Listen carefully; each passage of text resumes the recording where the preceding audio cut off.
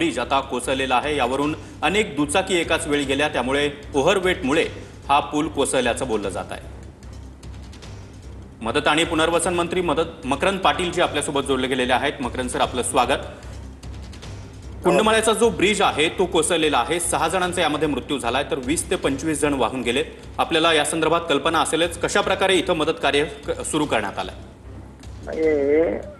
जिल्हा प्रशासन या संदर्भामध्ये लक्ष घालून योग्य ती कारवाई निश्चितपणाने करेल।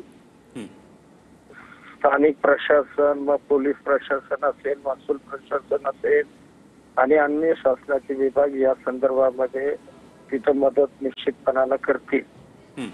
आणि आता मला सुद्धा या संदर्भात संपूर्णपणाने माहिती नाही की ही घटना नक्की कशामुळे घडली, परंतु पूल काहीतरी कोसळला आणि त्यामुळं काही 6-7 लोक त्यामध्ये काही त्यांचं दुःखद निधन झालं आणि काही लोक वाहून गेली।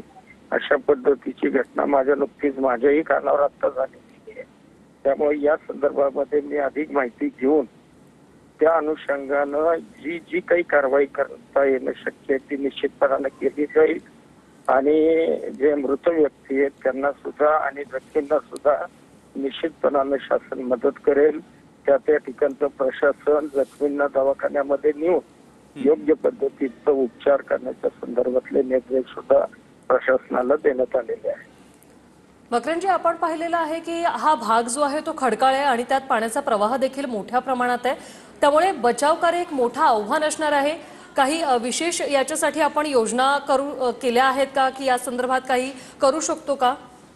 नाही, निश्चितपणानं NDRFची टीम सुद्धा पुण्यामध्ये तिथं आहे।